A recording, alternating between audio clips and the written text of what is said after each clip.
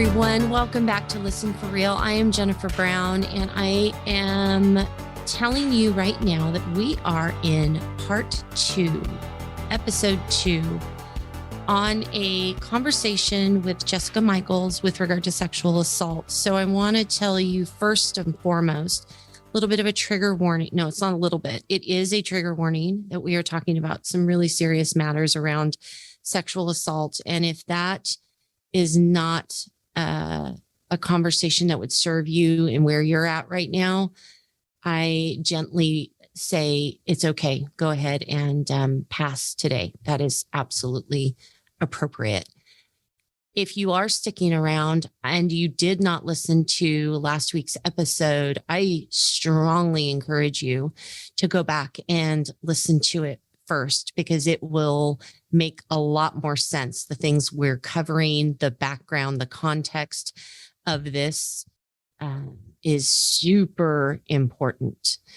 So Jess, as we even, I'm just going to tell you, I just said a little prayer just now before we began recording again. And I asked all the holy names, in all the holy names of God, I prayed, please, that this would be an episode that people hear, both of these episodes, that does not bring harm, but brings help and helps people who have walked through this. And it's not just women who've walked through this in some way, shape, or form themselves or the family member, that they would feel seen and known and valued and loved and supported. A. Yes. And B, that I hope the fact that Jessica and I can sit here as dear friends and have just a real conversation as we do, that this offers again permission and invitation for other people to do the same. This is just so important. And we will sit around and drink our wine and talk about our mammograms and what we do to prevent breast cancer and why we will not put, paraben-filled and phthalate-filled face creams on our damn faces because they're endocrine disruptors, and then they make us hormonal, and then we will talk about all that. Yep. But this is something that let's stop. I think it's because, Jess, and tell me if do you think it's because it's in the sexual arena that it immediately, all the clouds and the shrouds come around it and it becomes taboo? But we'll talk about, our bodies or physical things that go on. And because it's not sexually charged or tinged, what is that? Because you've talked about this long enough now. Yeah, I actually think it's two things. I think one, it's either that it is so uncomfortable. If it's never happened to you, it is such an uncomfortable thought for you or someone you loved to go through a sexually violent attack. And if it is you and you have already gone through it, it's so uncomfortable to talk about because you likely haven't dealt with it or faced it yourself, understandably. And so we don't talk about it. So we're not talking about it because it hasn't happened to us, and we're not talking about it because it has. And as a matter of fact, you brought up something really important. I recognize that when I am talking about this idea of the 3 Joannes that we talked about in last week's episode, so you have to go listen to it. But when I'm talking about finding your 3 Joannes, I may be too late. Maybe you've already gone through this, but you can still find 3 Joannes and not be holding and carrying this all by yourself. That's right. It is the first step to breaking this, it's almost like this poisonous seal of silence and isolation. That I keep feeling this prompting. And so therefore, when I feel a prompting, that means I need to say something. And so one of the things that comes to mind as I listen, as I was researching back, or that's not the words. I was rolling back in my memories to go, okay, do I have a situation that might fit some of this? And here's what my brain did. Okay. Mm. And I say this because I want to out it, because there's probably someone else. Oh, I guarantee there is. It's just statistically probable. So I look back, and the first thing that comes to mind is when I was in college, I drank and partied a ton, as many people did, and put myself in a lot of really compromising situations. And so one in which I most certainly was blasted drunk and kind of blacked out in a dude's apartment where we were all partying. And I just remember kind of sort of coming to, because there was something he was doing to me. Mm. And I went, oh my gosh, it's like it kind of like jolted me out of my stupor. And I have very little foggy memories of that. But here's what I do remember. I remember having to call him the next day, playing it off like, well, I was so wasted. I just don't really know what happened last night. I just need to know, like, do I have anything I have to go take care of? Like, I was thinking, do I need a morning after pill at the health center? Yeah. Mm. And, and I was trying to play it off like, you didn't do anything wrong. Exactly. I just need to know, like, hey, did we hook up? So I can go, that is screwy. Okay. I'm just taking all the responsibility. So first of all, I say that because who knows? And I'll negotiate that and figure that out and try to understand that more. But I say it because that's not something I'm proud of, but I really went, well, that was my fault. You're the dumbass who got so drunk and wasted that you put yourself in that spot. Okay, fair. I believe in personal accountability, and I own my responsibility in that I need to manage my drinking. Okay, that's fair.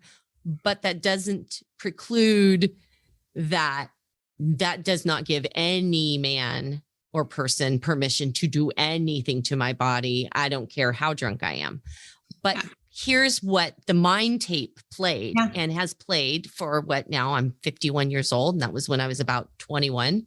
So 30 years, I've just always discounted that as I'm not in any way a victim. I put myself there. Yeah. And I just want to call that out. I'm not trying to define it. I'm not trying to say it is right, wrong, or indifferent. I just felt like I felt prodded all through our conversation every time we talk. And I thought, no, I need to say it aloud. That prompting means someone else probably needs to hear that too and would benefit from it. And so that's why I say it. But so can I? Because I'm now at a loss for words. So yeah. So I heard something that was really, really great analogy to that. Okay. If two guys go into a bar and they get drunk and one punches the other one, he still gets arrested for assault. Yep. It doesn't matter how drunk they were. Yeah. That doesn't determine anything about whether it's a crime or not. But for some reason, when it comes to sexual assault, because people keep putting that word, in fact, I would love to change it instead of calling it sexual assault, which now I feel like everybody has blocked those words out and they have very how about I was violently attacked sexually? Yeah. Violently attacked sexually is what it is. It's a violent attack. It is first violence, an attack. The manner was through sex. Could have been a hammer. Could have been a baseball, could have been a punch, but it wasn't. It was sex. This is not a crime of sex, just like it is not a crime of a baseball bat. It is a crime of violence and manipulation and power. Well, and so that's where I think the other thing we do is we dismiss something if it isn't penetratable rape. I mean, I'm sorry to be so graphic, but how many people go, but he just grabbed me on the ass. Oh, he's just saying harassing things. Oh, he just touched me this way. You know what? No. Right. No. If he just came up and smacked you across the face, it was just a smack. Right. he just threw a toaster at me. It was just a toaster. But because it is sexual in nature, people think it is a gray area. They think it's a grayer area than it really is. So how do we not be complicit then and enable this as men and women? You and I have talked about this. We talked about it before between episodes, whether it's men enabling something and hearing in other men, or as a woman, I honestly believe I have unwittingly helped and made it easier on a man to behave in completely inappropriate all the way to unacceptable ways. Right. And so I want to call myself on that too, and really talk about that. So culturally, there's a lot that has to change, right? And even as a sexual assault survivor, I could call myself out too, because we have enabled a certain level of misogynist, disrespectful objectification to happen, and to not say anything, because that's not what you, even in, the big joke now is, do you remember the movie Pretty in Pink? Yeah. And do you remember when, was it Anthony Michael Hall and the popular guy, Jake Ryan? Yeah. And then the girl gets drunk and he's like, hey, you can have her. And he's like, really? And they take her and they put her in, and it was funny. Oh my gosh. I forgot about that scene. It was funny. And now that would never happen. We would never allow anything like that to happen. And it would never be acceptable or ever considered acceptable. Oh my gosh. I forgot about that scene. Yeah. I mean, that you and I are in a similar age range. That was as formative a movie as any movie ever, right? And it was totally socially acceptable. It was hilarious. Everybody laughed at it. It was never called out as like, he's going to now rape her. Oh my gosh. Yeah. Never ever looked at it that way. So we can call each other out in a kind way, because even guys are having to adjust, right? Yeah. I mean, it wasn't long ago that we had a presidential candidate that said, grab him by the pussy, kiss him, and he doesn't even wait. And the response from the other guy, was to giggle and go along with it. And that was acceptable. Yeah. That was not looked at as attacking violently through sex. It was just looked at as sexual. And that's where the wording, like, people need to start to understand the words are, it was an attack, not sex first. It's not about, it's about an inability to control if it were a violent attack through a baseball bat, inability to control your anger. And if it's an attack through sexual, it's an inability to control that need to possess and power over another human being and gratify themselves sexually. But there's an acceptance level now, or a lack of acceptance of certain ways of enabling that were okay, 5 years ago, that are not acceptable now. 100%. I wonder if I believe actually then we're on a good path, because if you look at this younger generation and what is normalcy and conversations, like my daughter, when she entered college 4 or 5 years ago, it's just standard practice in a lot of these colleges. I believe maybe all of them. I don't know how this works. That consent is sexy. There's a whole campaign about consent and getting consent all the way around. And that college campuses take this very seriously, and there needs to be consent. And that if someone is passed, and they compare it to having a cup of tea. Yes. And if someone offers you tea and you don't want tea, say, no, thank you, I don't want tea. If somebody is vomiting all over the place, maybe they don't want tea right then. If someone is passed out, you don't need to offer them a cup of tea. And they're comparing offering the cup of tea to sex, right? Yeah. Sexual engagement. And they all joke about it. Oh, we went and saw the consent is sexy, and they joke, oh, consent's sexy, and they make little comments. But it, in a way, that's okay. And let me couch that with why I'm saying that. It's becoming a normal conversation, and it's accepted that, yes, consent is like, it's almost like, of course it is. Like, Right. you can almost joke about it. Like, of course it is. Everyone Right. knows that. Whereas in our generation, it's like, what? Yeah. It's, you know, it was not common knowledge. It wasn't discussed. However, we also didn't experience getting drugged in college the way that, you know, girls are being, it's an epidemic. It's an issue. Particularly an issue, you know, I'm near Boston. So I've heard that they're having an issue with this in Boston in emergency rooms, that girls are coming in droves on the weekend because they've been drugged. Oh my gosh. Because I guess the guys didn't want to deal with the consent rules. So yes, they talk about consent. And I also know that some of the guys, the response is that they laugh about the consent rules. So though the girls understand it, I don't know that it's necessarily being looked at the same way by everyone. Where my not issue, that's the wrong word. It's not an issue.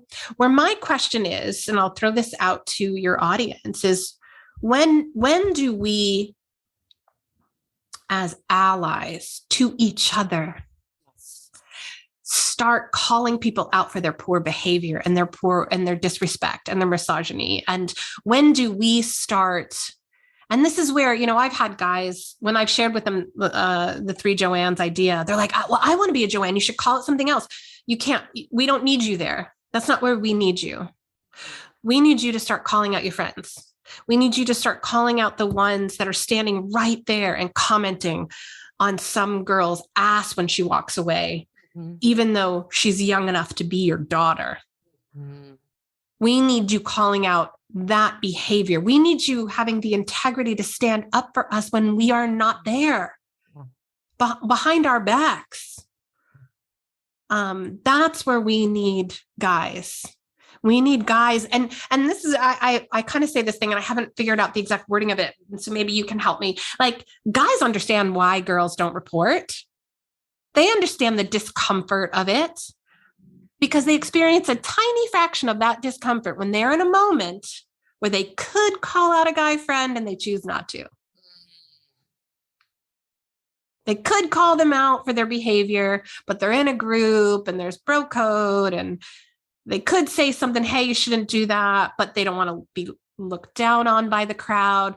They don't want to be the one instigating a conflict. They don't want to be insinuating that that person meant anything by it. There are a lot of ways that men and guys understand the discomfort in that moment. And a lot of those are very similar reasons why we as women don't report. So it's 10 times more dangerous. We're in a much more dangerous situation. So when I say they understand, like, it's like that much and they still don't do it. Like, it's that difficult for them compared to what those that have been sexually assaulted have to go through, but they still don't even do that. We just need you to do that. Just do that much. That's why we have these conversations. That is why we have podcasts like this. That's why we continue this dialogue even beyond this.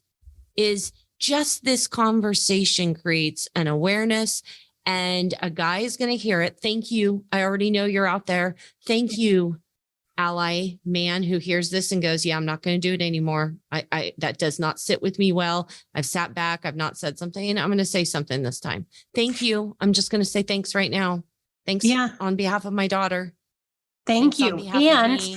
And now when you hear that one friend who tends to have that predatory sexual behavior, predatory sexual wording, when you hear that, and then you hear about someone that has been sexually assaulted by this person, or they accuse them, believe them.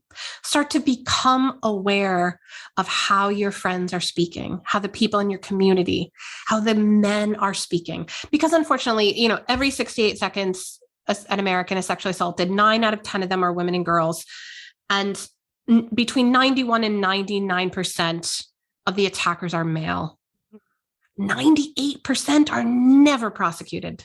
Never. Oh my gosh. 98%. So we just need you to believe us. To just believe us when we say it. Believe us. And, I want to take a quick break and I want to talk about statute of limitations, because that 98% doesn't get prosecuted is horrifying. Yes. And so I want to talk about what that is, why that is. Okay. We'll be right back.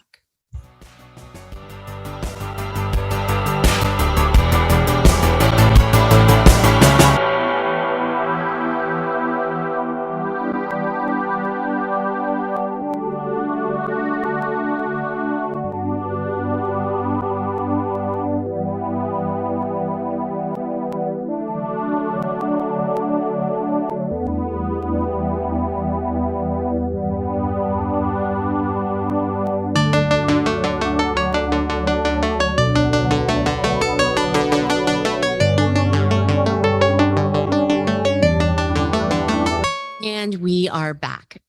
Okay, we were talking about statute of limitations. And okay, so Jess, in your situation as an Epstein survivor, obviously, did that even come to play with you? And it drives me a little bit batty to think that 98% of people are never prosecuted or convicted.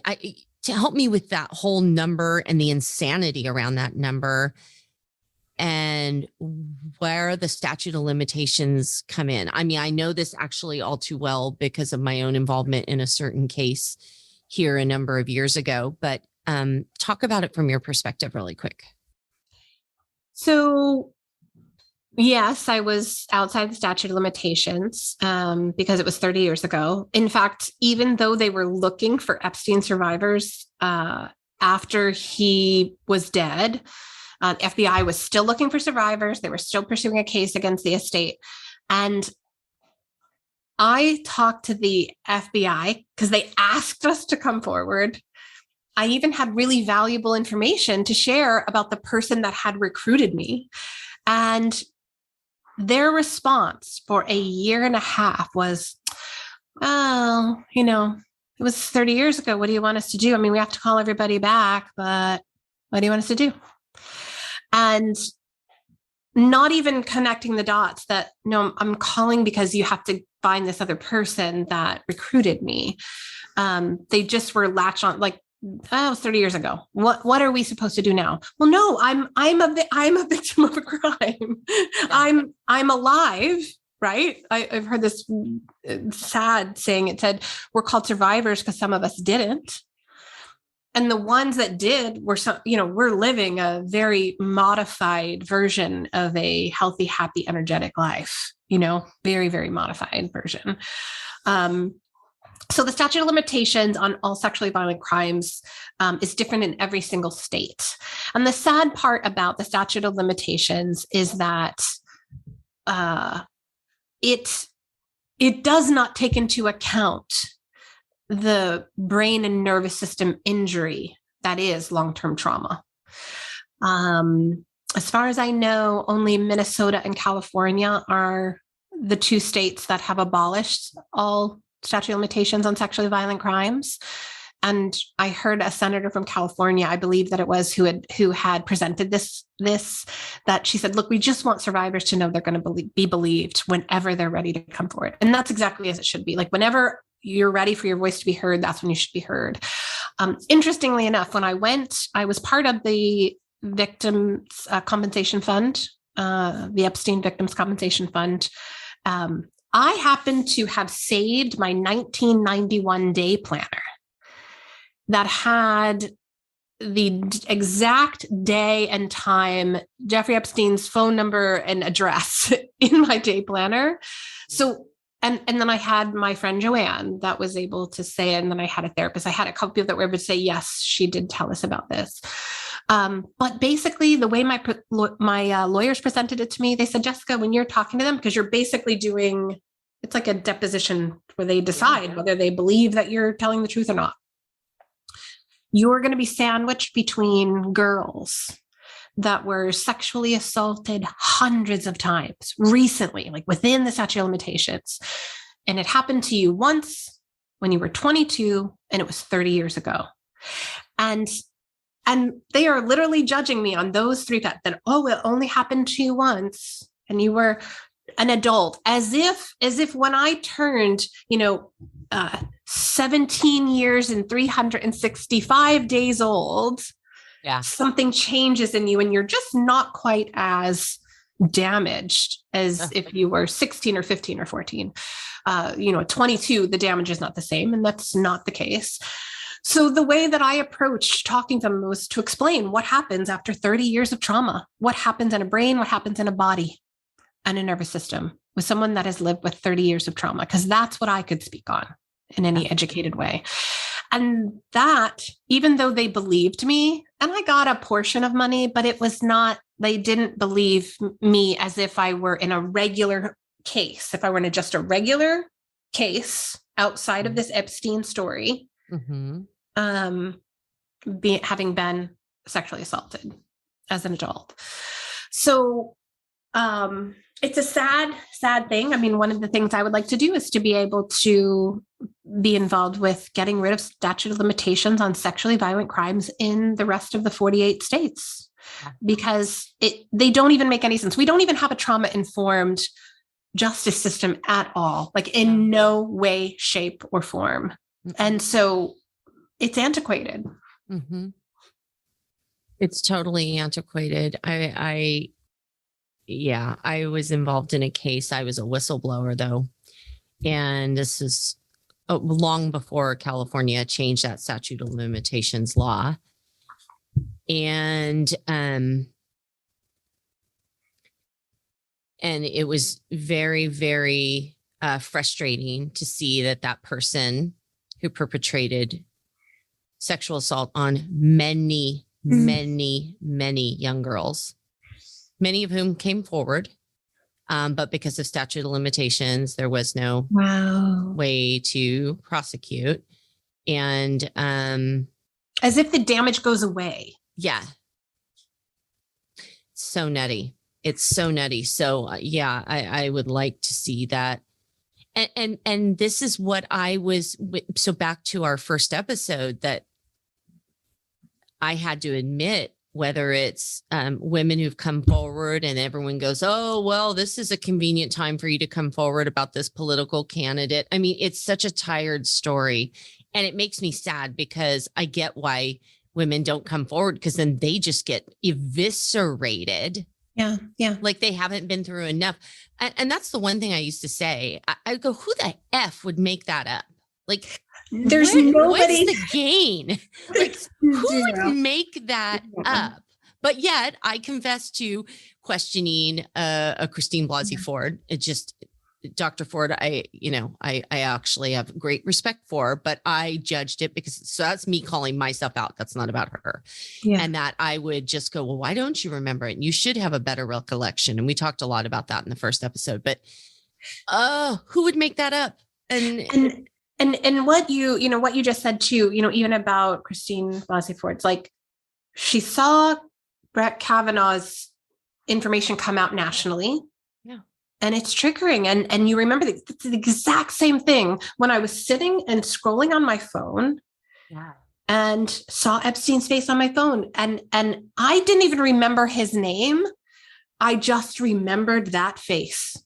That's crazy. And I went and I looked back I knew I kept all of my day planners, and I went back and I looked for my day planner, and I said, yep, that's who it was.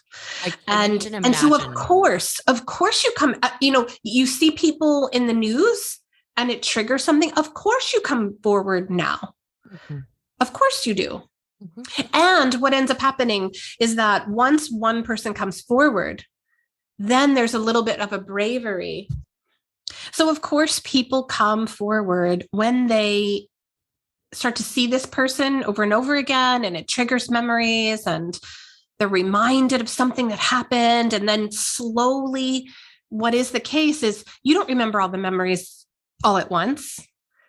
In fact, you still may be actively, disconnecting from them. It took another year. And this was even me processing in trauma therapy. It took another year of me having to face talking to that group of lawyers for the Victims Compensation Fund, where I actually had to face it all and just be like, okay, all right. I really have to look at how this affected me then. How much there were things I didn't even realize were connected. The disconnect that I had in my body, I didn't realize for the longest time I was wearing dance shoes that were too small. And I was getting these big holes in between my pinky toe and my fourth toe. You could see the meat of the muscle. And I would go on stage to dance, and I would wait until my feet were the way I was like, I'll just wait till they're numb. And then I can dance the rest of the show. Not connecting, like having an inability to connect that, oh, I just have the wrong size shoe, I need to change. It was almost like I could feel the pain, but I couldn't feel the pain. And I could not even recognize that that's how disconnected I was from my body. That pain was registering differently in my body. And so that's so important for us to know, as whether it's people close to us or somebody you hear in the news on an international or a national landscape. And then you want to question or rip apart the selective memory, as they will call it, or, well, you remember this, but then suddenly you remember that later. We have to understand the human psyche, and or the fact that the human psyche will naturally try to fill in holes. And so sometimes we will and I wonder if this is true. And here's why I say that then trips up our own story. Like, I know me, and I had a situation a couple of years ago where I had a car thing happen, and I made an insurance claim. And I made an assumption that this tire iron had like flipped up and gotten lodged under my car. It also could have flown off a truck. It could have done a number of things, right? But I just made the assumption, but then they called me on it because I was just trying to get this resolved. Yeah. And they, of course, record your conversation when you're doing an insurance claim. And I said, well, I just assumed that must have happened, that's how the tire iron got lodged, is that it did this, that, and the other. And because I was trying to fill in the holes, make sense of it to explain it to them, but they were taking me very literally at my every word and using that as a reason to discount my claim. See what I'm trying to say? So now take this back to our story. So I wonder if in our attempt, if we are talking about it, and if anyone's like me, I'm a verbal processor. I literally verbally process and will come from one place and come around to a different place in the same conversation because I had to say it out loud to even process it. So do you think that's at play here too? So, and why it's so easy for women to discount themselves and for us to discount survivors. See what I'm trying to say?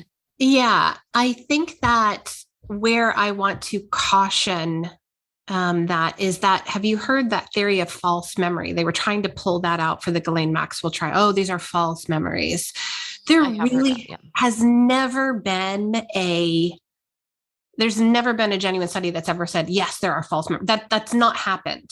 That's that's a theory that was in some book years ago, and it's being used over and over again incorrectly and inaccurately. And there's never been an actual instance of false memory, something that is completely wrong. And in fact, the one study they did, it actually proved that, there was a small percentage of people that misremembered something, but it wasn't that there was a false memory implanted in there in any way.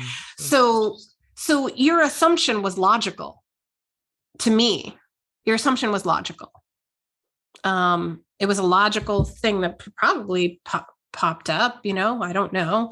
I don't know that I would consider that we try to necessarily fill in the blanks or I think that you're in your situation, it was logical. I think some people, I can't answer for every sexual assault survivor. Right. I know that for me, it was excruciatingly painful to sit down and actually have to write. So you process through speaking. I process a lot through writing, and to have to write everything down. I'll give you an idea. My trauma therapist said she knew I was a trauma survivor in our first phone call. And I was like, why? And she said, because you were unable to say anything in linear, like a normal linear timeline. You were jumping all over the place. And that's because that's how things were firing in the brain. Wow. So that's why I want to really be clear, like things are firing in the brain that way. And that's why they were coming out that way. But it doesn't mean there was anything inaccurate about anything. When I started to process all of the Epstein event and the aftermath and how my body reacted, it only came up in sections. And I did only remember some things a year later, 2 years later, because that is a normal way that the brain, once it feels safe and resourced, that it will allow the memories to come forward. So to expect someone to remember something in a very specific time, like, okay, you have a court date on this date and you have to remember, and they're going to do the best they can, but they're going to be triggered in that moment. And that's going to affect that Broca's area, which is that speech area we talked about before. And their brain, while they're sitting there talking, they're going to do their best to try to speak what they know, but it's that Broca's area is the same area that I mentioned that is affected by strokes, right? You can't force yourself to speak a certain way about something if you've had a stroke. They have physical proof that traumatized individuals that have gone through MRIs, that same area that is affected by a stroke, they can see it affected when they have to recall their trauma. So in other words, they're a human having a human response in a very high pressure situation, probably by, let's say, a prosecutor or someone who's trying to poke holes in their story. They've got to try to remain cool and have recall. Yeah. That's insane. And they're supposed to be a reliable witness and bring their best. And that's everything is hinging on them to somehow because they're a human. In fact, they do better as a witness if they were a sociopath who could completely not be human. Yeah. That's insane. Exactly. So, one of the things my lawyer said when we were preparing for the interview with the other lawyers from the Victims' Compensation Fund, he said, you need to go back and read your statement over and over and over again. I said, why? And he said, because you will forget things. And I was like, it's my story. How am I going to forget? Like, I didn't understand. He's like, trust me. And they are going to look for every single moment where you make one statement that is different from something that you put into your victim statement. So you need to go back and you need to just read it every day. Remind your brain like what you said. And it's not because I wasn't telling the truth. It was because that there is literally that chance that in that moment, I will say, well, no, it was the morning. Well, wait, it was the afternoon. And it's more that the things are firing in all different directions because that trauma is being brought up. Certain areas of the brain are being repressed. Which goes back to the 3 Joannes and why in that first 24 hours, there is so much value and importance in being able to talk or at least gain the support, even if you can't talk. Yes. In those first 3 hours or with those 3 people in that first 24, 48 hours, let's say. Yes. Right. To get that safety, to just de-escalate that nervous system response, that trauma response, and know that you are in a safe bubble right now. Yeah. So as we wrap up, I think about everyone listening. I think about myself. I need to have my 3 Joannes lined up. People I trust, people who trust me, right? And have these difficult, like uncomfortable conversations of what you would do in this situation. Mm-hmm. Yeah, I really just want to say, hey, everyone, let's just do this together. Let's be this for one another. So this doesn't feel as difficult and arduous. And so that we can be empowered and strengthened and be that for our sisters, our best friends, our daughters, our moms, all of it. Yes. And, too, we all need to be allies for one another. Men, women, non-binary. We even get into how this impacts other marginalized groups. I mean, there's so much to this. So we as humans need to be standing for one another and being allies to one another. A lot of this talk today, I don't want to miss the fact that, yes, I realize so much of our conversation today revolved around men and women. But please, I am acutely aware of the fact that the trans community, any non-binary identifying person, they are radically high in percentage that this stuff occurs with. So, and even less listened to and less believed. Yes. And I don't want to miss that. And I want to speak to, I don't want anyone left out of this conversation. I'm sorry I didn't say that earlier, but we're saying it now. So let's all be allies for each other. And what else, Jess? Am I forgetting and missing? Because this is just, I appreciate you. Thank you. I would say that if you feel like you don't have a Joanne, someone that is already in your circle, that you can trust, that maybe you make the effort to be that for someone else. Tell them about this concept and say, I'll be it for you. Will you be it for me? Like, make that effort to find people that you trust to that level so that you're not holding this and carrying it all by yourself. The other thing I was thinking that I said earlier is, I may be too late to be sharing this idea with you. This may have already happened to you. Don't carry it alone. Don't do what I did, which was lose 30 years in quality of life and life force, and keep it all to yourself. Don't do that. That's what I would ask. Go find those 3 Joannes now. Talk to 3 people that you trust and just say, hey, this happened. And I'm talking to you now. And then be that for someone else. Say, look, I'm sharing it with you. I want to start having these conversations with you now so that I'm not carrying it alone. And so that I can be there for you in that way. Well, and y'all, this podcast, share the podcast. We were making it. It just occurred to me, you don't even have to have this weird, awkward conversation and try and explain, well, I heard them talking and here's the concept, and it just, right? Yeah. Just sit down together. Share the episode.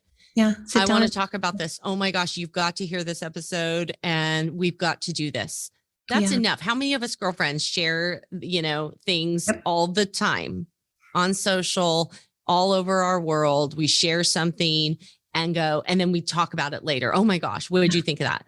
Yeah. That's what this is. And then that starts the conversation, and that gets you your 3 Joannes, and that puts this into motion. Yeah. This is a movement that's being created. You are a part of this movement, period. This 3 Joannes response is a movement that is going to change everything around the sexual assault narrative, period. There's just not a doubt.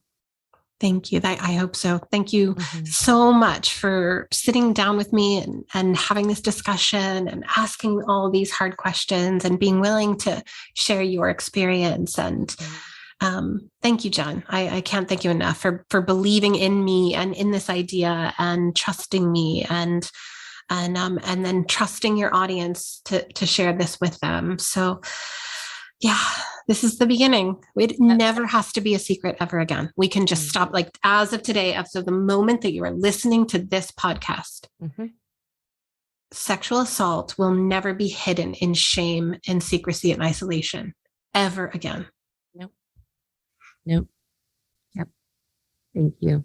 Thank you, my friend. I appreciate you so much. And I am forever in your corner and in Yeah. I'm speechless. And so with that, I just thank you, and whatever anyone needs, I'm here. Same. All right. Ask us the hard questions. Like, let's get on social media. Please. Yeah. We'll see you on Instagram, y'all. And TikTok. Ask the hard questions. Yeah. You will see TikTok, Instagram, all of the social handles, all of the ways to reach Jess are all in the show notes, and this particular episode and the previous episode. So please go connect with us. All right. We love y'all. Thank you. Listen for real and believe them. We'll see you next week. Listen for Real is produced in Rockland, California, and is edited and mixed with the help of Mark Edward. Our music, entitled Zero, is written and performed by Shannon Curtis. If you believe conversations like these belong in the world, please subscribe, rate, and review this podcast. And even better, share it with someone else as a real conversation starter. We'll see you next time.